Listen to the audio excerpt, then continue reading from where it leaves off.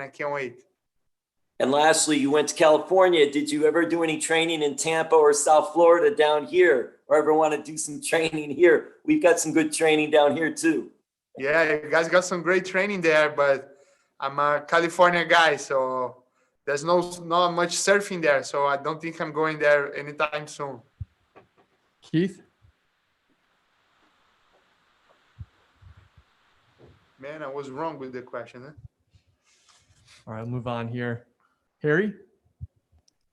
Hey, Neiman, Harry Mack from the Bookie's Basement. I just have 2 quick questions. So, first off, you're a slight betting underdog currently at minus 105 to Jason Jackson's minus 120. So I just wanted to know, is that something that you think about or that kind of changes your perspective going into a fight? No, I didn't even know about it. I never checked those things. They don't make a difference. And it's good to be the underdog. I love it. It's good.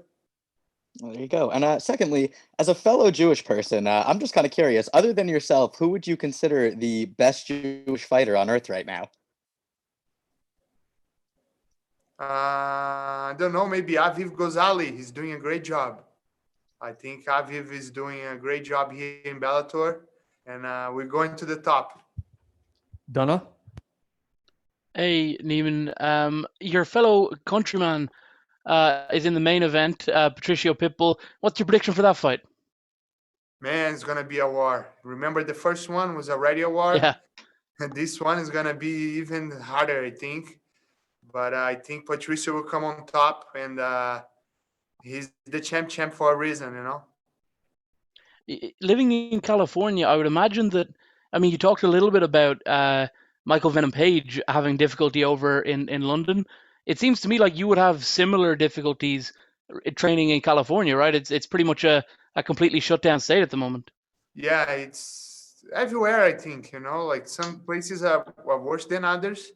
But I was able to get training in California, so it wasn't that hard, you know.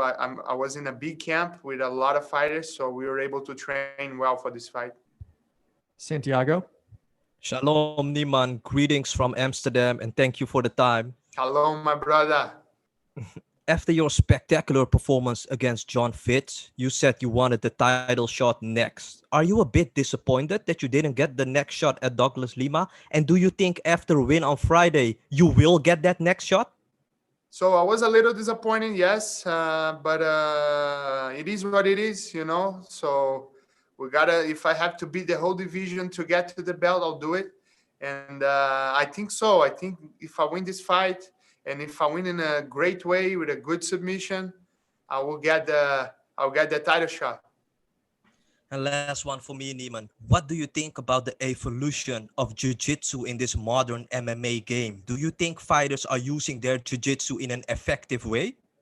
Yes, I think so. I think these days are much harder for a jiu-jitsu guy to come here and finish everyone because everybody knows jiu-jitsu now. So I'm fighting against guys that are training jiu-jitsu every day. Some of them are black belts.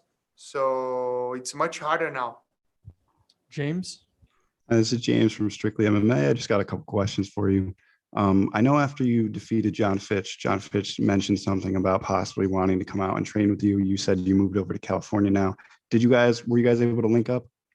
No, man, you know, unfortunately not. But this is something I want to do for sure.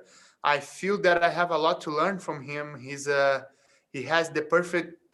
If I'm able to get a couple things from his game and put on my game, I'll be even more dangerous than I already am. Absolutely. Then my next question was, obviously, you keep saying the goal is the title, right? You want the title fight. You wanted it now, but now you got Jason Jackson. If you beat Jason Jackson and then they put Michael Venom Page in front of you, I know you've said some things about him. Are you willing to take that fight before the title as well?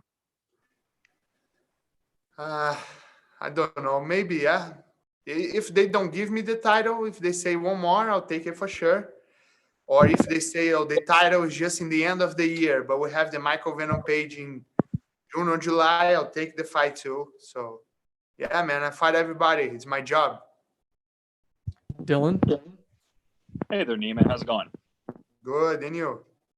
I'm doing good, thanks. I was just noticing with your opponent, Jason Jackson, that they have no official losses via submission. Like they do have a submission loss as part of Ultimate Fighter season 21, but that's categorically an exhibition bout. Is there any level of focus in wanting to hand Jason Jackson that first submission loss, or just however the fight unfurls kind of thing, more so?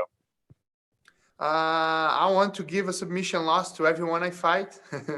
So it doesn't matter if he has a submission loss or not. I fought a couple guys that never had been submitted before, and I was able to submit them. And no, there's no an extra thing to want to finish this fight by submission, because every fight I want to finish by submission. So that's always my goal. Keith. Hey, Neiman, it's Keith Chill from Sure Dog. How you doing, man? Good, brother, and you? All right. First of all, I apologize for the technical issues. They called on me 3 times now. I was doing a podcast last night, and we were talking about this matchup. And one thing I talked about was, based on your resume, the level of fighters you're facing in 2021, that I actually think that you could go down as the greatest Gracie in MMA. Do you agree with that? And what do you have to do to get that title?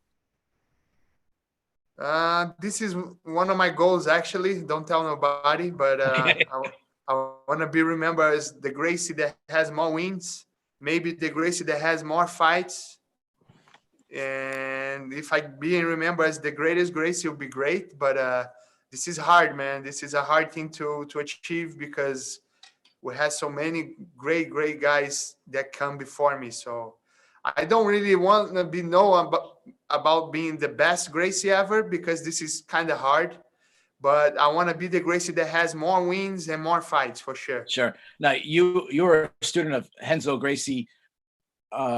Gordon Ryan's a student of Renzo Gracie. It was just announced that he's going to transition to MMA. How do you think he's going to do? He's going to do great. Well, he's the king. So he's going to do great. He was already training down there. He was already doing a couple of sparring. So he's learning, and I'm sure he's going to do great. Yeah. Good luck to you, sir. Thank you. Matthew. How's it going, Neiman? This is Matthew Putterman from MMA News. Good, brother. Hey, my first question for you is, what motivates you more, coming off of a loss or coming off a win? Because you've only got one loss in your career so far. Yeah, I think that loss motivate me a lot. I really wanted to get a win after the loss. So I think that coming off a loss motivate me more. I was training 3 to 4 times a day. My coaches are trying to hold me and tell me not to go train. And I was hungry, and I still am very hungry, because now I won the belt. But definitely when I come off a loss, I was with like we say in Brazil, with the knife on my teeth. And do you think this fight here, over a win over Jason Jackson, propels you to fight for the title next? Yes, I think so. Jason's a great fighter. He's coming out of great wins. So I think so, especially if I'm able to finish this fight well, All right. And our last question here comes from the line of Chris Mancuso. Go ahead, Chris. Hey, Neiman, thanks so much for taking this, man, and all the best of luck on Friday. When Jason was here with us earlier, he really seemed to think he had a massive advantage when it comes to striking. If you're unable to get this fight to the ground, I think it was mentioned earlier in the couple questions ago, he's never been submitted before. How confident are you, and how much work have you put in throughout this pandemic on your striking to give you that ability? I've been putting work in striking for years, and I strike with a lot of great guys. So they always think that. They always think they have a big advantage, but once we get there, they see that's not true. Like the Ed Root fight that happened, the Rory McDonald fight that happened, and it will be no different on Friday night. Thanks, Neiman. Thank you. All right, Neiman, thank you very much for the time today, and good luck on Friday. Thank you, guys.